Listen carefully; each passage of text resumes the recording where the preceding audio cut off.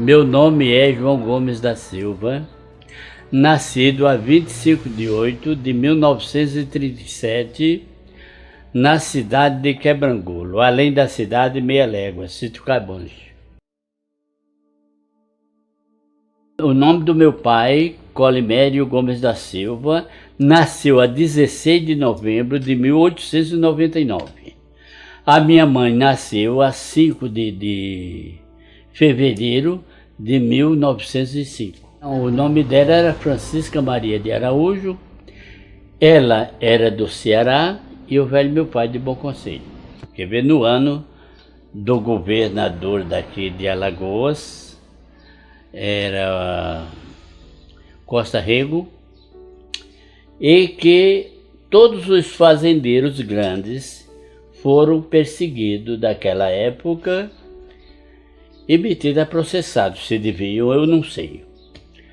O velho meu pai tinha o terreno aqui da fazenda Barro Preto, no Igaci, 96 tarefas de terra, casa de morada, casa de farinha e uma casa de morador. Ele não morava aqui, quem tomava de conta era o irmão dele, o tio Manuel Messias.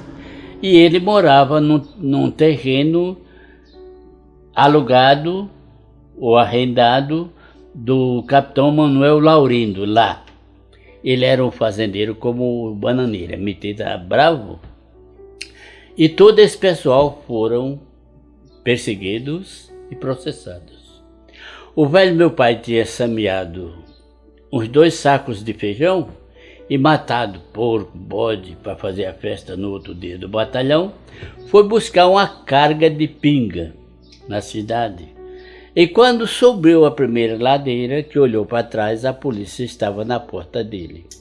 Ele olhou para frente e outra turma da polícia veio encontrar com ele. Ele levava uma moça da irmã, namorada da mulher do patrão, e amarrou o animal que ele ia, a rédea, no cilhão da moça. Disse: vá andando, quando você chegar lá eu já estarei. E saiu de pé por dentro do mato. Quando ela chegou lá, ele já estava. Daí ele não voltou com a carga mais de pinga. De lá mesmo ele pegou 50 mil réis naquela época e viajou para o Riacho das Piacas. Diz ele que lá passou 48 dias de chuva. Fez uma rede de cipó e dormia nas árvores. E à noite ele olhou e viu a polícia debaixo da árvore que ele estava dormindo. No outro dia pegou o equipamento e viajou para o Riacho das Piacas. Quando chegou na cidade, uma cigana pediu a mão dele para ver. Ele disse: você não sabe de nada? Vou dar não. Disse: Gajão, me dê a mão para ler. Quando ele tirou a mão, ela disse: não precisa mais. Vou lhe falar a verdade, saia da cidade antes de ir preso. Aí ele pegou 200 réis, deu para a cigana, comprou charque e farinha e viajou de pé de lá para aqui, para Limoeiro. No sítio Ortega já morava o primeiro genro dele. À noite ele sonhou que a casa ia cercada. Ele acordou o dono da casa, o compadre Zeca, que era genro dele, e acordou a mulher. Disse: olha, quando a polícia chegar aqui amanhã, você avisa que o compadre Zeca está trabalhando no terreno do pai, ajeitando a roça, e você não diga nada. Ele vai me levar à estrada que leva a Penedo. Saiu para Penedo, mas quando chegou lá, ele foi até Piaçaba-Sul. Chegou lá, tinham matado o cara que ele conhecia. Voltou novamente e atravessou o rio para o outro lado. Foi a Canhobas. Quando chegou lá, tinham prendido o cara que ele conhecia. Ele disse: sabe de uma coisa, eu conheço aqui até os pés de pau. Vou voltar para Alagoas, que eu conheço bem. Atravessou o rio novamente, pegou a mata do estado.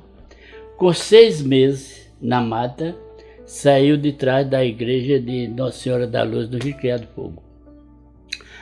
Lá ele já estava sem dinheiro também, empeleitou uma cipa de cana para arrancar, que a formiga já tinha arrancado, estava só de pé. e trabalhou bastante e fazia força que era para suar a camisa para dizer que estava trabalhando, né?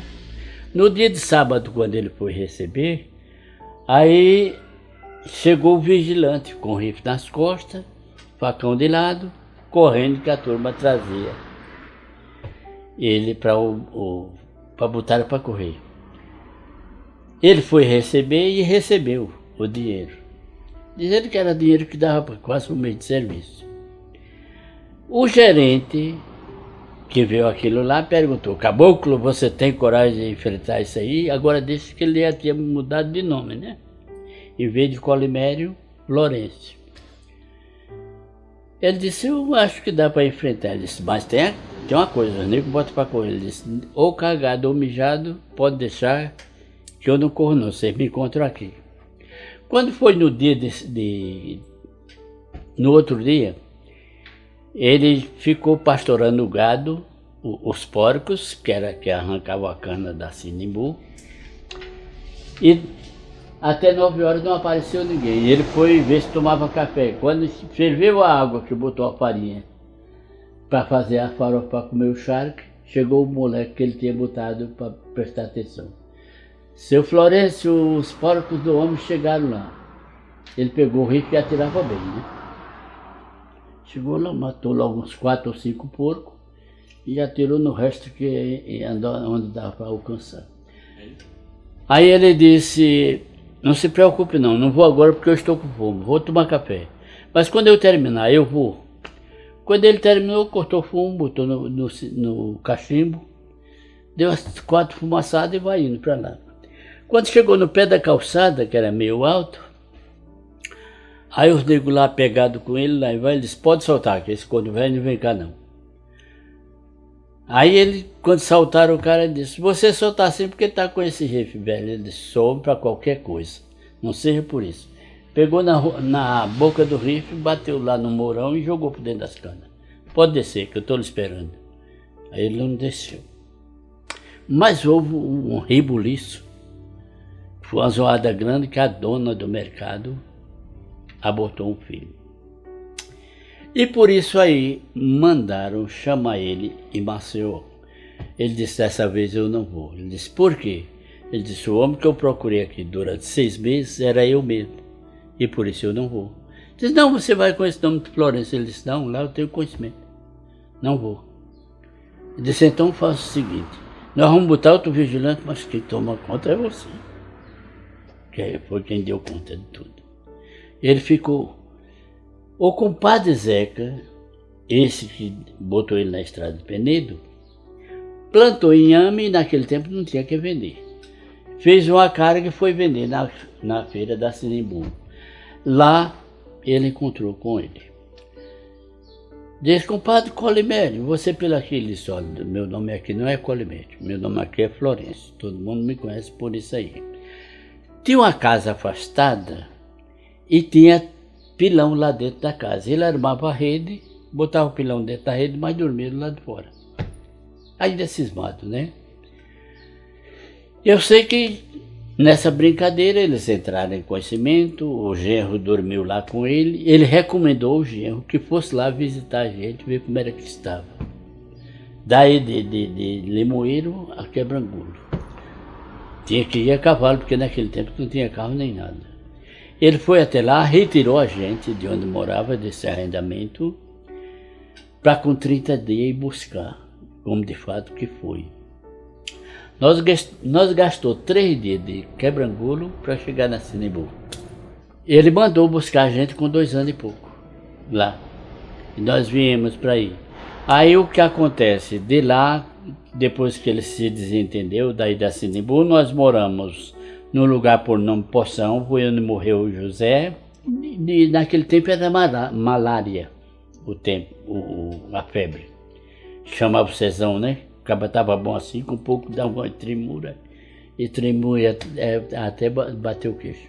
O José, eu não tenho lembrança quantos anos ele tinha. Eu sei que eu tinha de 6 abaixo. Daí nós fomos para o Engenho Rocheira.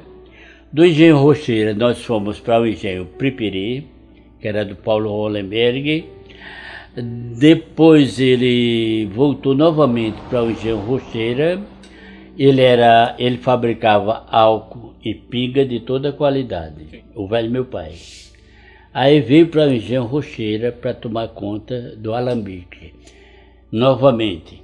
Mas ele nunca deixou de ser agricultor.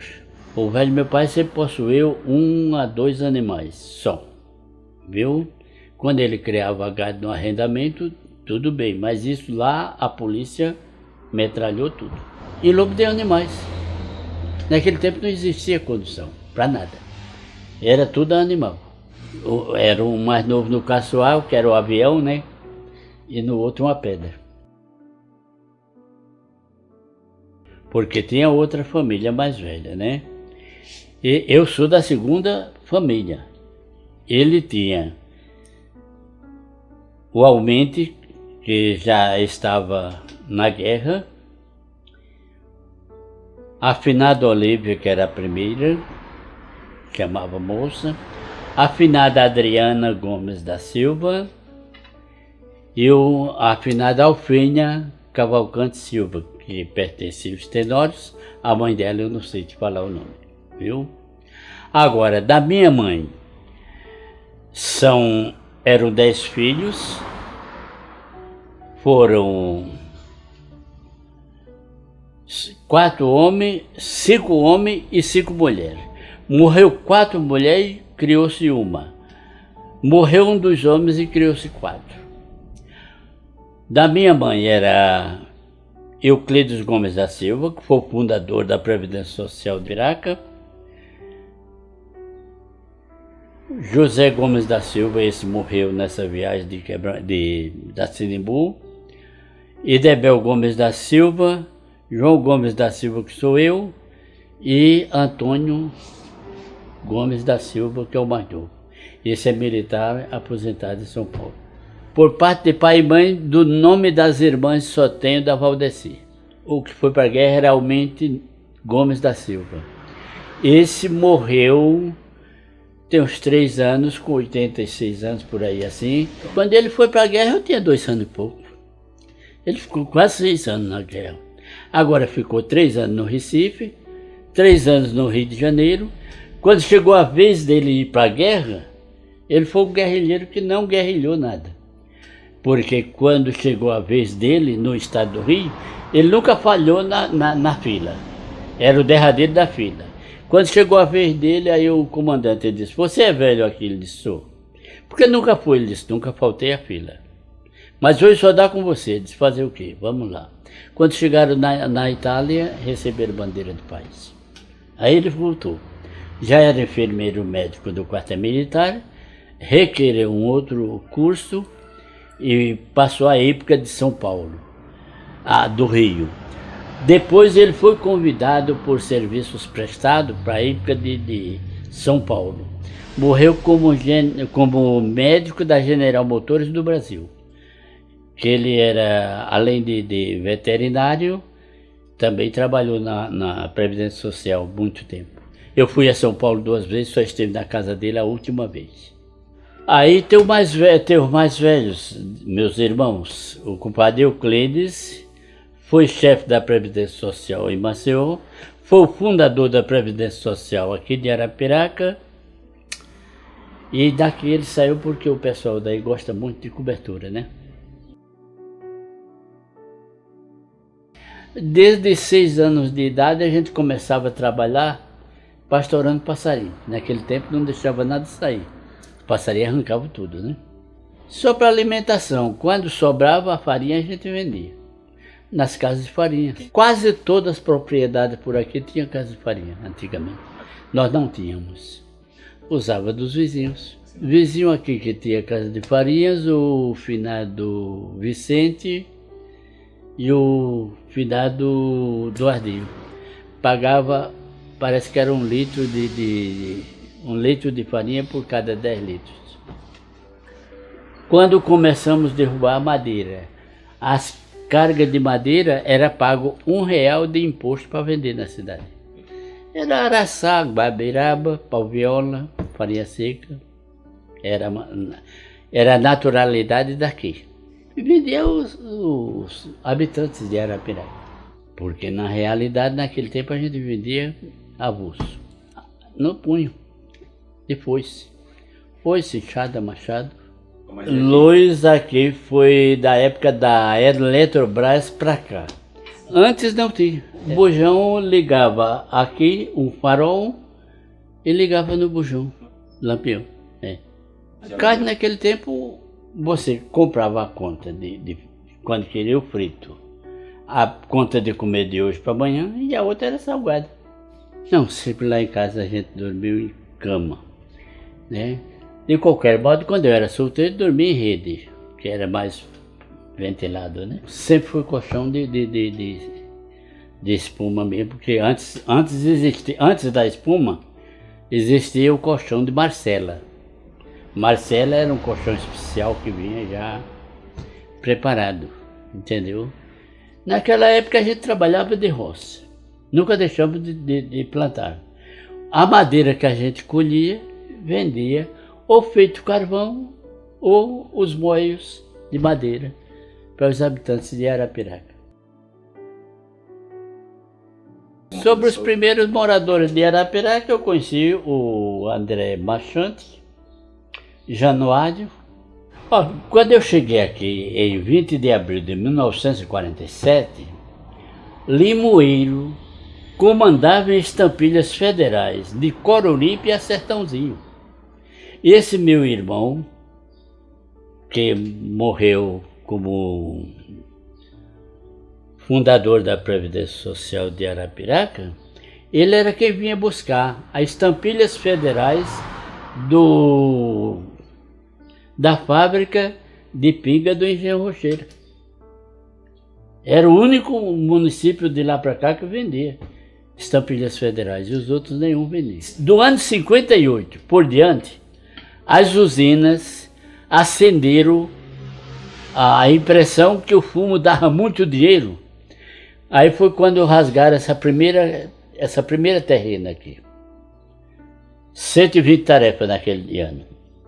A usina Serra Grande e a usina Santa Clotilde. Viu? Daí trabalharam 2 anos, viram que não tinha interesse e foram deixando. De lá para cá foi o desbravamento de pessoas que vieram de fora e rasgaram terrenos aqui, fazendo plantilho. A água aqui era um bicho. O nego passava 8 dias aqui sem tomar banho. Ia tomar banho na lagoa do sítio, a cavalo, e dar água e tomar banho lá. Aí no ano 47, em 1947, aqui era tudo mato, para todo lado. Desceu uma boiada do finado Teodorico Leite para o Engenho Rocheira, para ver se não morria de fome. Do finado Teodorico, que hoje era do finado Duartinho. Essa fazenda. Aí desceu o finado Zé Belo e um filho, e um outro por nome de Antônio Santina. Informando a eles a vida do Claudenor e do finado Luiz Pereira, o velho meu pai conhecia eles de quando solteiro. Aí veio de lá para cá, de a pés, falou aqui com o finado Luiz Pereira, pegou uma carta do finado Luiz Pereira e foi até Quebrangulo buscar a realização do processo rasgado. Mas ele não confiava e comprou essa área de terra aqui e passou em nome da minha mãe, que era casada só na igreja. Ele chegou aqui bem de vida, dava para comprar 1000 tarefas de terra, mas não sabia bem se ia ver. Deu 750 mil reais aqui, e o resto dentro de 2, 3 anos, com 1 ano e 11 meses ele ficou viúvo aqui, casou com outra, que era cunhada do finado Antônio Pequeno. Essa morreu com 1 ano e 4 meses depois de parto. Aí ele comprou 2 tarefas de terra aí na frente desse terreno, do outro lado, e comprou 16 tarefas de terra no Barro Vermelho. Mas aí foi embora para Sinimbu novamente. Não, aqui era Sítio Gaspar. Passou a Bom Jardim por causa do psiquiátrico ali. Quando eu tinha as 26 casas, quando a mãe do menino aí morou aqui, era sítio. Tinha 26 casas. Derrubaram as 26 casas, construíram o hospital lá e passou a Bom Jardim. Eu tinha de 8 para 9 anos já. Daí a gente começou trabalhando de lá para cá. Lá era que passava o açúcar de forma para a Arapiraca, que não existia ainda açúcar branco, raspadura e pinga, e sal. Quem fechou a estrada lá foi o Major Taídes. Não era carro não, era lombo de burro. E lombo de burro. Não existia estrada. Tinha essa estrada aqui de terra, mas que passava um ônibus de 8 em 8 dias aqui em frente. As primeiras famílias daqui que nós encontramos, o finado João Marinho e o finado Jerônimo Marinho. Tinham 25 braças aí na fazenda do Euclides, um após o outro. E o finado Antônio Pequeno lá embaixo, que era o maior proprietário daí, dessa região. Esse outro aí era do finado Vicente e dos Laus, da família dos Laus, do sítio Bom Jardim. A outra família maior que tinha aí também era o finado Antônio Honorato, que era subdelegado das Varginhas. Era avô dessa minha mulher. Não existia ainda nada. Era tudo capoeira. De início, quando o velho meu pai chegou, já botou meio mundo de terra abaixo. Mandioca, feijão, milho. Feijão quase não dava aqui. E milho na época também não, porque aliás, a mandioca daqui, entre o veado e a formiga, comia quase tudo. Aqui, peba, araquã, veados, viu? E assim por diante. Caçava. Às vezes suspendia lá e matava aí no fim do Gaspar.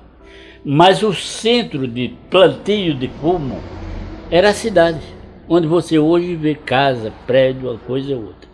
Ali no chão do Banco do Brasil, era uma malhada de macaxeira do pessoal de São Miguel. No centro onde é hoje a Caixa Econômica Federal, era uma casa de compra de couro, de gado, bode, a bexiga 4. E o resto, a Rio Branco, já era topografada.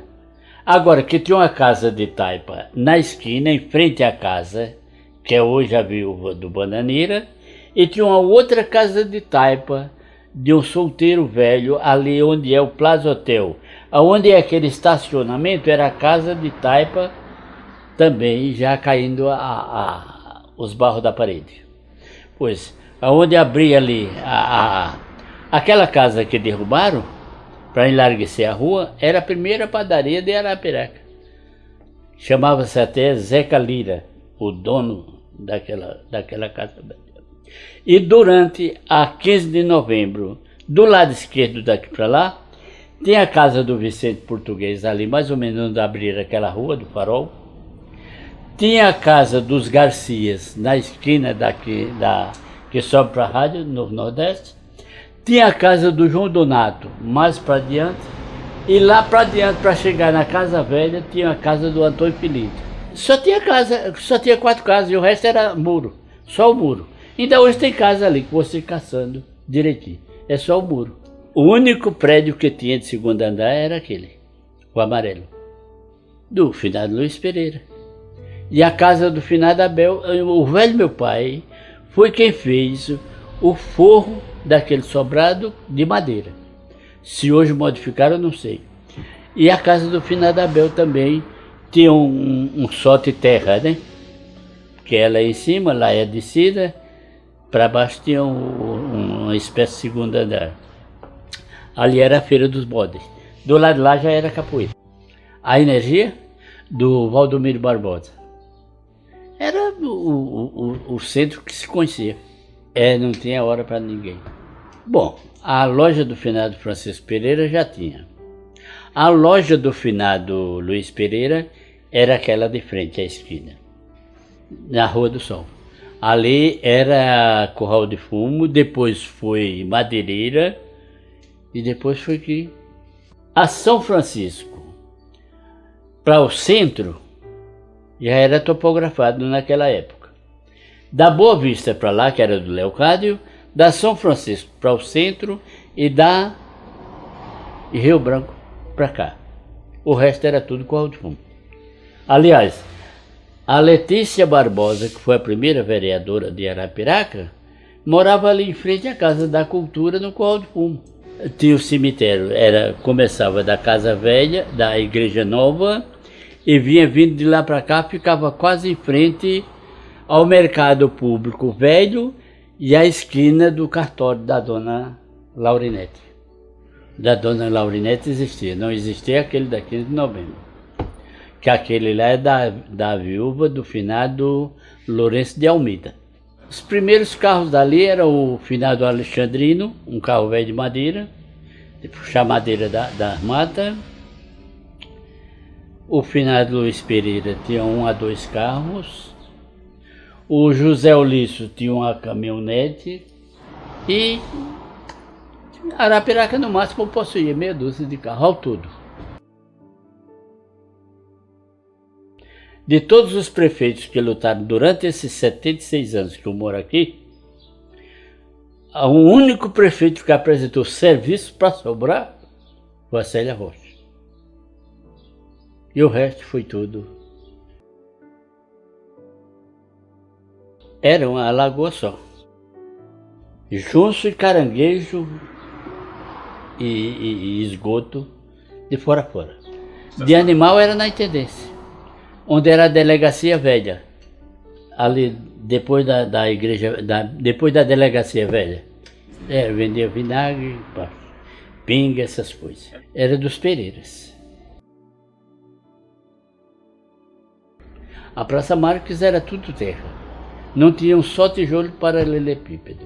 Ali era uma calçada de cimento cheio de areia. Terra, né?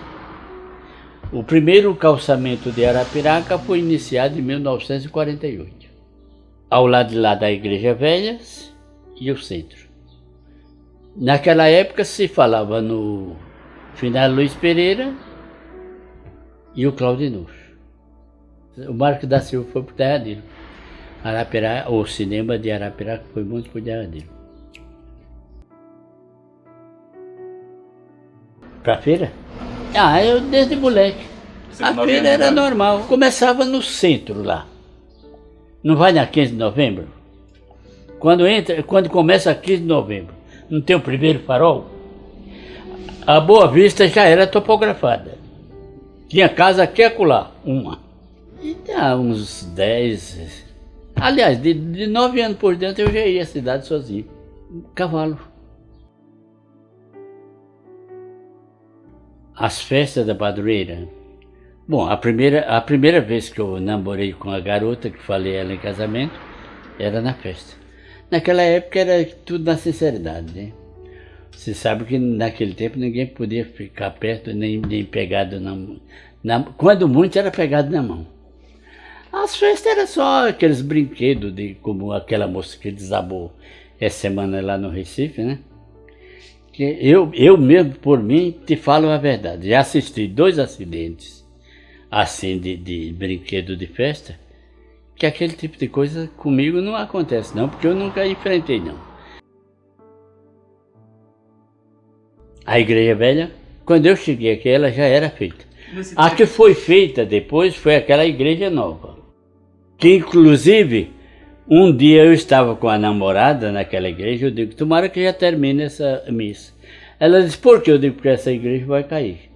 Disse, vai cair? Eu digo, vai, você vê que aqui era cemitério e a igreja não tem estrutura. E não deu outra, caiu mesmo. Que de qualquer modo você não precisa ser sabido para ver que uma coisa está em perigo. Depois veio aquele padre de Aracaju, que era metido a engenheiro mesmo. Ele mesmo deu a planta, ele mesmo montou a igreja, a estrutura dela é para física, né? As igrejas, até 1963, era mais em latim do que em português. Você sabe que o pessoal fala igreja, céu, terra e inferno. Inferno não existe. Preste bem atenção. Em 1963, um dos papas foi que modificou o símbolo dos apóstolos, que é o Creio em Deus Pai, que antes diria o seguinte: desceu aos infernos e ao terceiro dia subiu aos céus e está sentado à direita de Deus Pai, o Papa modificou: desceu à mansão dos mortos, ressuscitou ao terceiro dia, subiu aos céus. Isso de 63 para cá, porque o inferno não existe, é onde nós vivemos. Padre daqui da cidade, o mais velho, padre Epitácio. E delegado que eu conheci daqui, o Major Taídes. Até quando eu fiz a viagem para São Paulo, tirei o atestado de conduta com ele. Quando eu saí daqui para São Paulo, eu estava com 23 anos já. Porque, de qualquer modo, a primeira vez, eu saí a 17 de dezembro de 60, não existia condução daquele lá, eu fui a trem, cheguei ao destino com 13 dias depois.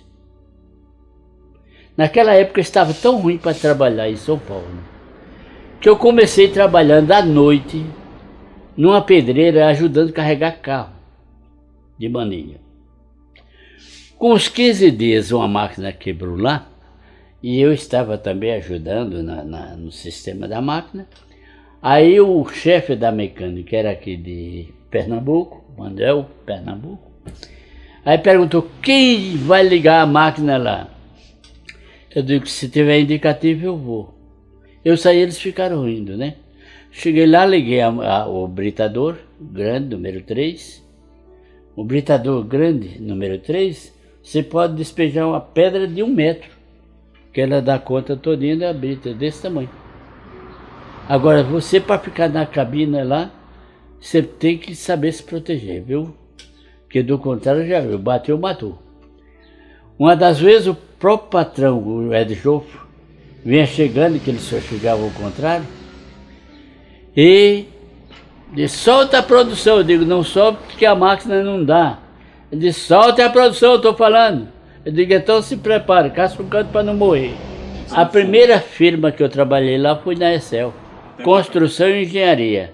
Nessa eu passei 2 anos e 10 meses.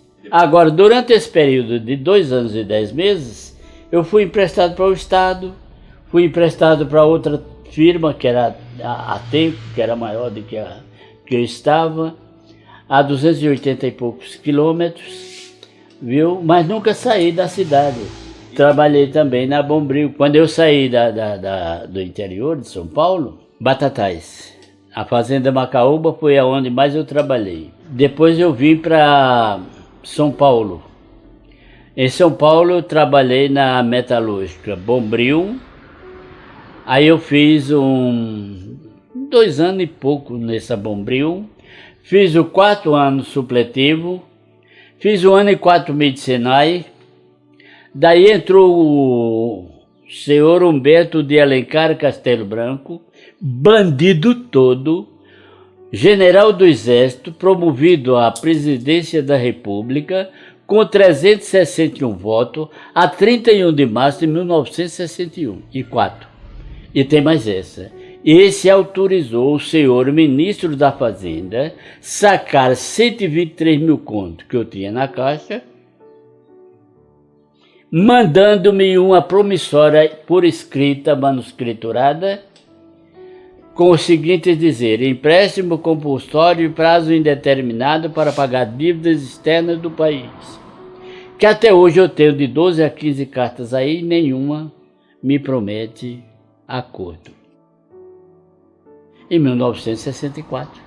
Eu trabalhava numa firma e a firma me indenizou 700 cruzeiros naquela época. Eu vim para aqui com esses 700 cruzeiros, deixando 123 mil contos na mão do governo federal, que até hoje nunca me pagou.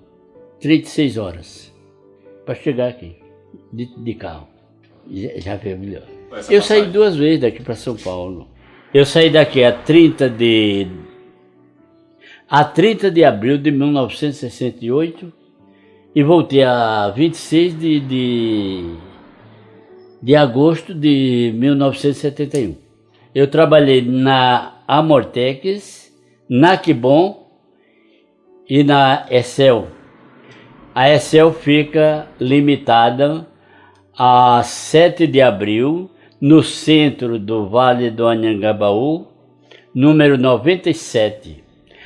19º ao 11º andar é a sede da Excel. Mas eu trabalhei em Santos, como conferente hidráulico da cidade de Santos. Aliás, dos apartamentos que ela construía, 1.400 apartamentos. A 26 de setembro de 1971. Porque naquela época eu fui acidentado do braço esquerdo, fiquei 1 ano e 1 dia entre tratamento médico e fisioterapia física e ocupacional. Quando eu voltei do acidente, de meio oficial, de encanador, eu entrei como conferente hidráulico da cidade do almoxarifado de Santos, de 1.400 apartamentos. Entrei na vaga de um que tinha saído por furto e o ladrão ainda estava lá dentro, que era o patrão. Com 15 dias, com 3 semanas que eu estava lá dentro, eu comecei a ser perseguido por um policial daqui de Sergipe, que estava lá dentro como chefe, mas que não entendia nada. Quando eu chego de manhã cedo, ele me dá, eu entrei com a plaquetazinha dessa, para fazer anotações do que estava lá dentro. Eu fui para verificar todas as peças, contar e botar a plaqueta com a qualificação. Com 3 semanas que eu entrei lá dentro, o cara começou a me perseguir, né? Pega um espanador e me entrega para espanar as prateleiras que eu já tinha montado. Eu fui consultando a ideia, quando voltei lá para cá, eu bati com força no birô dele. Aí ele acendeu o olho assim para mim e disse: "Seu João, o senhor já terminou de fazer o que tinha de fazer?" Eu digo: "Já." Disse: "O senhor já terminou o serviço que eu mandei de fazer?" Eu digo: "Já." "Fique sabendo, senhor, que nem o senhor e nem ninguém daqui pode me tirar do serviço que eu vim fazer. Eu estou prestando serviço aqui pela Previdência Social, em revisão ao almoxarifado, fazendo o levantamento. Quer dizer, não vim para aqui trabalhar de faxineiro. E o serviço que o senhor mandou fazer é realmente de faxineiro." Ele disse: "O senhor vai falar isso agora para o doutor Willis, para o doutor Henrique." Eu digo: "Vá chamar ele." Quando ele chegou, disse: "Bom dia, seu João." "Bom dia. O senhor Raimundo disse que o senhor chegou nervoso hoje." Eu digo: "Não, senhor. Eu vim para aqui prestar inteligência. Não vim trabalhar de faxineiro." E ele me entrega aqui um espanador para espanar as prateleiras que eu já tinha passado. Eu falei para ele que nem ele e nem ninguém daqui pode me tirar do serviço que eu vim fazer, que eu vim apresentar inteligência, não vim trabalhar de faxineiro, e que, a não ser assim, me mande de volta para São Paulo. Ele disse: "Muito bem, seu João.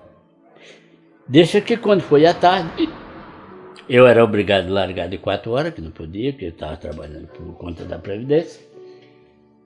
Ele foi tomar satisfação com o doutor Henrique. Ele disse: "Olha aqui, o rapaz está mais do que certo. Vai lá no escritório e diga que eu mandei lhe dar as contas." Ele só chegava de 9 horas, quando foi 7 da manhã que eu cheguei, ele já estava me esperando. "Seu João, vim saber se o senhor pode fazer um favor para mim." Eu digo: "Pode falar, doutor Henrique." Ele disse: "Receber, conferir, não assine o valor, porque o senhor ainda não está de volta fixado na firma, e levar o memorando até o escritório." Eu digo: "Dá para fazer?" Ele disse: "Dá mesmo." Eu digo: "Dá. Não vai lhe atrapalhar em nada." Eu também não. Aí eu já fiquei como conferente dali por diante. Quando foi com os 4 meses, eu recebi uma devolução de 400 e poucos registros, de 1 em 1 quarto, sem uso nenhum, sem nota fiscal e sem memorando, e sem requisição. Eu digo: "O ladrão está aqui dentro." Eu havia feito 1 ano e 4 meses de Senai, estava ativo. Aí eu fiquei quieto. Quando foi com 1 ano e 4 meses, 15 para meio-dia, chegou o cara. "Quem é que é fulano de tal?" Eu digo: "Sou eu." Doutor Willis mandou perguntar se você tinha motores da bomba Búfalo munido de mangueiras e retenções. Eu digo, tenho. Disse, doutor Williams mandou dizer que você mandasse meia dúzia. Eu digo, a requisição. Ele disse, não trouxe. Eu digo, memorando. Também não. Eu digo, você que trouxe o recado, volte e fale para o doutor Williams. Se eu não sirvo para trabalhar aqui, ele me manda embora hoje. Agora, que não vai, por quê? Eu sou autorizado a receber, conferir e assinar o valor para receber ele no banco. Eu tenho que ter a prova a quem entreguei. Você que não estava lá me reclamou alguma coisa? Bem assim foi ele. Quem era o bandido? O próprio patrão. Hã? Porque você lutar, começar quebrando pedra, lutar pela luta que nos leva ao que é bom e verdadeiro. E no final da história encontrar um patrão desse, é da bexiga para lá. Com 4 meses ele mandou me buscar aqui. 4 anos e 5 meses. Lá, nessa última viagem, eu fiz o 4º ano de educação de adultos, fiz o curso elementar e iniciei milimicrometria. Eu chego à espessura do seu cabelo em matemática. Hoje, resolvi vir embora. Daí aí foi mais rápido, porque de qualquer modo, para a gente vir de lá para cá, e Curral de Fumo. Aqui já estava tudo. Comecei a trabalhar por minha conta. Quando chegou o mês de agosto, eu fui a Maceió, tomei 250. Essa estrada aí, na época, quando eu cheguei logo aqui, era de 8 em 8 dias a viagem. Mas nessa época já era fácil, daqui para Maceió. Via de Paulo Afonso, te levava a Maceió. Se não voltasse na mesma, ficava perdido. Ônibus. Esses ônibus velhos amarelos, tem por aí, encostado. Fui em Maceió, peguei 250 cruzeiros lá para começar a colheita. Quando foi no mês de dezembro, fui lá, paguei. Perguntei o juro, não me cobraram nada, que era o sogro do meu irmão, né? Tinha mais evolução, né, de trabalho. Aqui eu cavei em 71, eu empreitei 100 palmos para cavar. O cara fechou na entrada do inverno. Eu cobri de telha, mas o final de Dedé deu água ali com 225 palmos. Aqui na fazenda cavaram a cacimba com 140 palmos, deu água. Quando foi no fim de 71 para 72, aí eu chamei o cacimbeiro para olhar como era que fazia. Ele disse, a cacimba está fechada. Eu digo, você quer quanto para reabrir? Naquele tempo, diária era 3, 4 contos ou 5, cruzeiro. Aí ele disse, só entra por 10 mil. Eu digo, venha. E o mãozeiro, eu digo, eu mesmo puxo. Aí ajudei a ele. Quando foi meio dele, ele disse, tem água na cacimba? Eu digo, tem água ou você urinou? Ele disse, não, tem água. Agora que precisa afundar. Eu digo, afunde. Aí ele trabalhou 2 dias, foi 2,5, deu água. Eu comecei fazendo a cimenteira e sempre furando. Quando foi ao depois, houve um gerente aqui que fez 10 casas dessa fazenda aí, lá na outra estrada do Telegrama. Ele veio saber se podia fornecer água, eu digo, pode. Quando ele pegou a carregar água, faltou para mim e para ele. Aí até a cimenteira secou. Eu chamei o mesmo cacimbeiro, digo, vai lá e cava que eu quero água de lá dentro. Ele tornou a vir e cavou mais 20 palmos.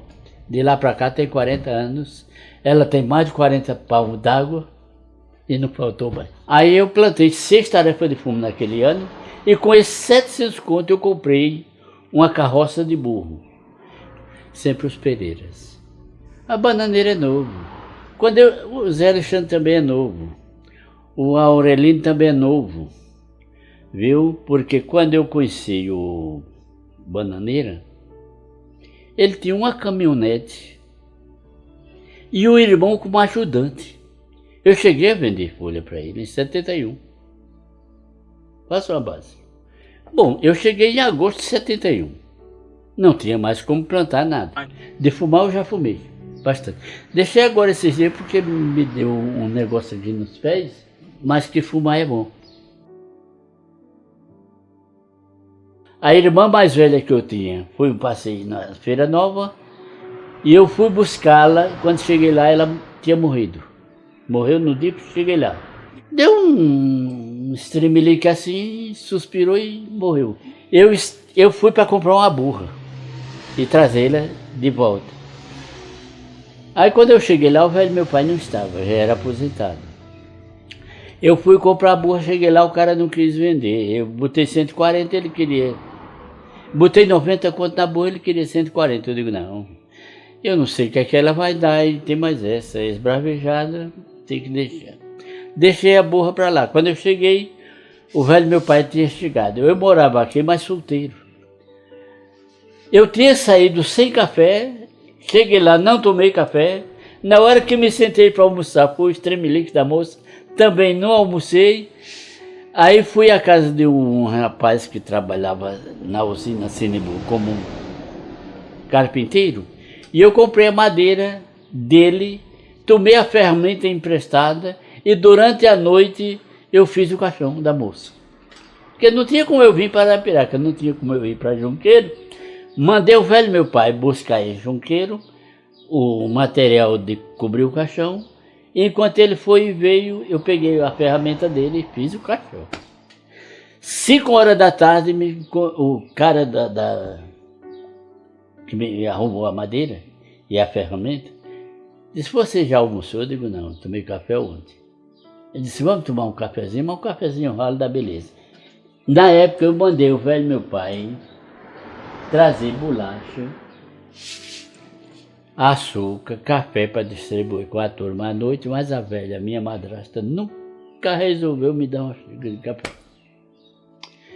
Quando deu 4 horas da manhã, o cara disse: o cemitério é longe, vamos lá. Aí eu fretei a burra novamente e vim embora para cá. Ela foi enterrada num povoado que tem por nome Barro Vermelho, do outro lado do rio, mas já do lado de Campo Alegre. Olívia Gomes da Silva. Viu? Aí o que acontece? Os 2 caras que me acompanharam empeleitaram a cova. Quando chegou dessa altura, disse: agora não dá mais. Eu digo: então sai que eu vou botar outro. Os caras já tinham me avisado que eles eram assim. Não vai pagar nada? Eu digo: não vou pagar nada. Você não vai dar nada? Eu digo: depois que a moça estiver enterrada, eu dou alguma coisa. Mas enquanto ela não for enterrada, não vai ninguém. Eu também estava preparado, né?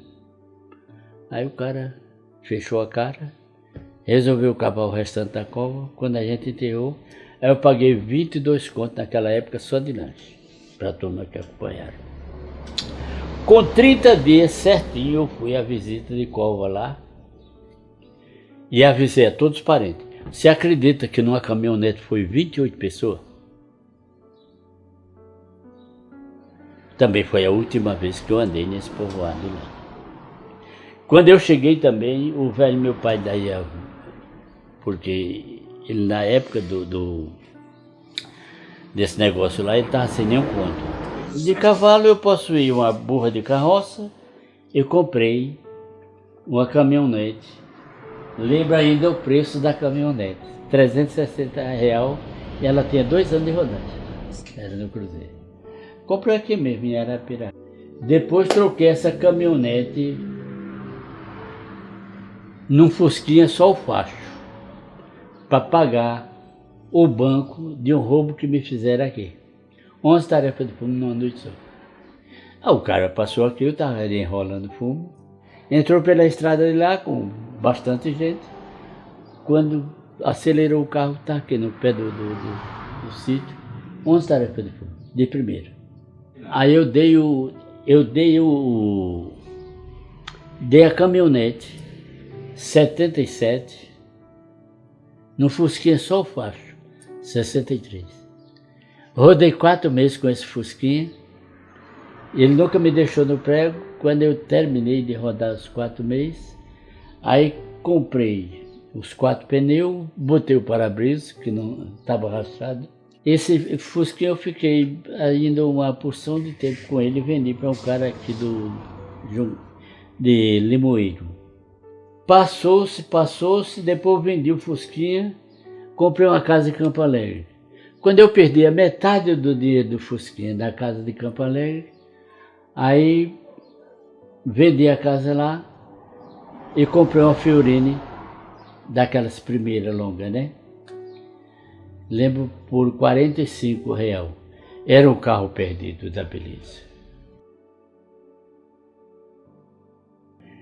Bom, a minha esposa, eu comecei a andar para a missa em Canafístula. O nome dela é Salete Nunes Silva.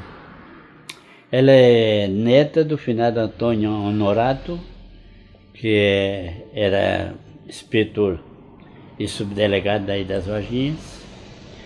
Ela é filha do Pedro Honorato, filho do velho Antônio Honorato. Era um dos maiores proprietários de lá, que atravessava, dividia com o Zeziano. O genro dele, eu acho que vocês conheceram. O Celino era dono do Casa Branca, uma mortuária que tinha do cruzamento da São Francisco para o lado das Cacimbas, quase em frente ao Unicompra, de lá. Não, a gente palestramos um pouco, com 4 meses começou o namoro e foi o casamento. Bom, fui até lá, falei com os velhos, né? Não, falava com o pai e a mãe, né? E tem mais essa, eu tenho opinião comigo. Eu digo, tem mais essa. Nunca ninguém me diga que tem dificuldade, porque já o favor que você faz chegar-se a uma filha de qualquer homem e falar a ela em casamento. Se você bota obstáculo, que não dá para isso, não dá para aquilo, comigo não conta, porque eu não roubo uma moça tempo nenhum na vida. Tinha esse negócio, o cabra ia lá, e o cabra dizia que não queria, ele ia lá, roubava, casava, quando é depois voltava no irmão. Isso era comum. Já o pai daquele Valdir que mora aí na curva da estrada, ele é neto do finado Antônio Pequeno, e foi o primeiro filho dele que roubou a filha do finado Benedito, ali do Olho d'Água. Era um romance. É verdade. Aceitaram, casamos e tudo bom. Houve festa, mas coisa pouca, né? Eu até não lembro o nome dele não, mas foi feito ali perto da prefeitura. Perto do Correio, um terço de casamento. O tecido eu já trazia de São Paulo. A igreja, a Nossa Senhora, a igreja de São José no Alto Cruzeiro. O padre, parece que era Antônio Maria, né? Trouxe a moça no mesmo dia do casamento para aqui. Já tinha essa casa aqui. Essa casa aqui foi feita por um irmão meu, agora que ela foi reformada para trás e para frente. Por isso que ela ficou estreita assim. Tivemos a Silvânia Nunes Silva, a mais velha, depois Silene Nunes Silva, depois Simone Nunes Silva, depois Ismael Nunes Silva, depois Otoniel Araújo Silva. Tivemos também a Cileda Nunes Silva. Os primeiros foi aqui, que a afinada mãe daquele galego de Canafístula era quem vinha para cá. Estou até esquecido do nome da velha. Não, nunca se pagou nada. E os outros foi na cidade. Foi a comadre Rita, a comadre Ritinha de Canafístula, não é? Sempre foi na casa, uns deles foi na casa de saúde e outros no regional. Os que estão vivos só a Silene e a Simone. Os outros, a Silvânia morreu logo cedo, uns 7 meses. O Ismael morreu muito mais cedo ainda, que morreu no hospital. A Cileda foi o carro que pegou ela aqui e levou do outro lado. Eu me acordei aqui atordoado, levei ela. Quando chegou na curva lá daquele trevo do Geraldo Amarelo, né? Ali ela morreu. Mas eu já estava lá, levei para o regional e lá fizeram limpeza e ela voltou para cá. E o Otoniel morreu o ano passado, a 18 de dezembro. Ele deu uma de cantor, depois venderam a banda que era dele.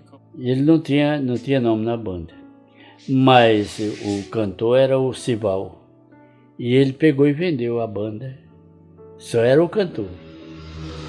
E arrumou uma mulher particular para ele, ele viveu ainda ali pro lado da Nova Esperança. Uns 2 anos com essa mulher, depois ele construiu uma casa para lá. Ela pediu para botar em nome da mãe dela. Ele botou. Depois que botou em nome da mãe dela, chutou, ficou os pés na bunda. Aí ele deu uma de beber e passar o mês inteiro na praia. Dormia à toa, pintava o certo, pegou infecção para lá, veio embora para cá e dessa infecção passou 10 meses aqui de cama. Quando foi a 18 de dezembro, eu fui até lá para saber se podia botar aquela placa lá, que era de um cara de Pernambuco. Ele disse que o senhor fizer está bem feito. Quando foi no outro dia, mas seu morto. Hoje eu estou prontamente encostado. Arrendei o terreno esse ano, tenho, parece que, 80 canteiros de feijão que sobrou da terra que os meninos vêm trabalhando. E tem mais essa, para o ano não quero mais. Sabe por quê? Ontem eu fui trabalhar e achei mais difícil voltar do que fazer o serviço lá. Neto tem 7.